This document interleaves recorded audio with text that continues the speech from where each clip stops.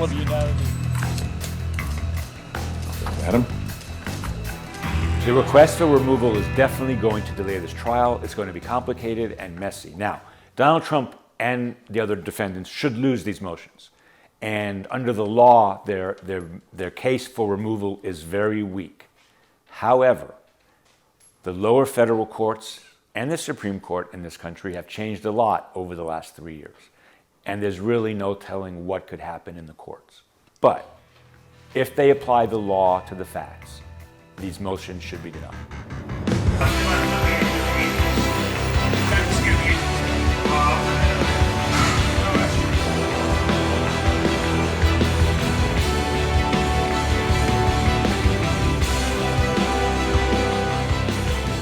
He should not prevail because none of the federal officials, Trump, Meadows, or Clark, were safeguarding the integrity of federal elections. What they were doing was trying to steal an election. Now, having said that, we do need to be careful because hard cases make bad law. And there could be a situation in the future where executive branch officials really are trying to maintain the integrity of federal elections and are harassed by state courts. That could happen in the future. But in this situation, the facts are very clear. They were trying to change the result of the election, not maintain its integrity.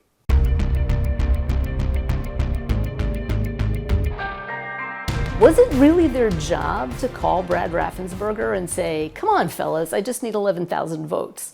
If that's part of the regular job of the president, then okay, you can remove yourself to federal court. But I think the fact of the matter is that's not part of a president's job or any candidate's job to put pressure on local officials. And therefore, I don't think it should be removed. And who can tell what the judges are going to do? But I think overall, it's not a great case for removal.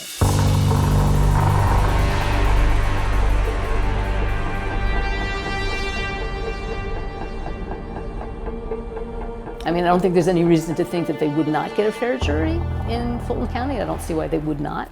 Fulton County is fully capable of picking an impartial jury.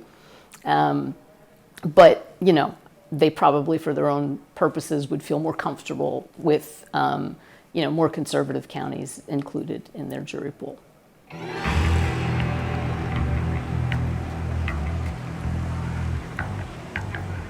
I think his odds are slightly better, but still, I don't think it's a winning claim. But his odds are definitely better because it is more plausible that, let's say there's a closer nexus between, making sure that the election was fair and being the president than there is between paying a porn star and being the president.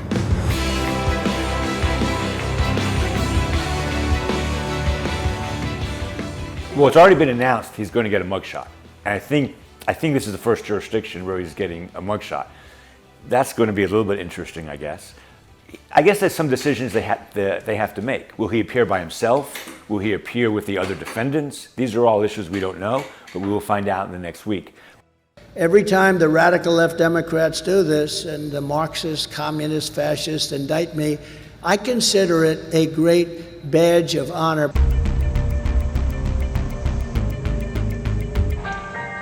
Normally, of course, they're fingerprinted and then there's a mugshot taken. And depending on the case, they either get sent to jail or they get put out on bail. And we don't know yet what's going to happen here. I would assume, most people would assume, that the former president of the United States would be able to get out on bail. The one wild card here is that Georgia has a law that says bail is absolutely not appropriate if the defendant is going to intimidate witnesses.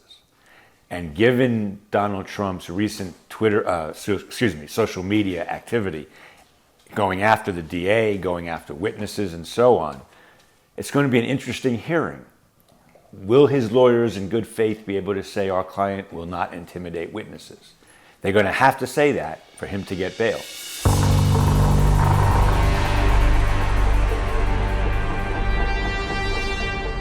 One of the issues, I think, is I don't see anybody patting him down. I don't think Secret Service would allow that.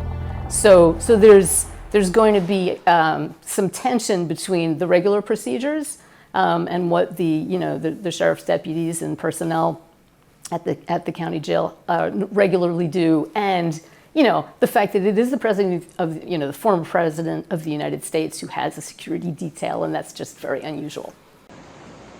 Law enforcement officials are investigating threats against members of the grand jury that are overseeing former U.S. President Donald Trump's legal battle in the state of Georgia.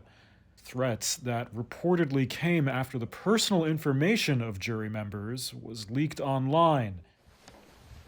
That's according to the sheriff's office in Fulton County, Georgia, the center of that legal battle. It's where Trump and associates were charged earlier this week with conspiring to illegally subvert the 2020 election results in that state. NBC News and CNN had previously reported that names, addresses, photographs, and social media profiles purporting to belong to the jury were being shared online. It's been high security around Fulton County's courthouse in Atlanta over Trump's indictment. State government policy is that indictments that are made public record include the names of grand jurors, but no other personally identifiable information. The sheriff's office says it's working with both state and federal agencies to track down the origin of the threats.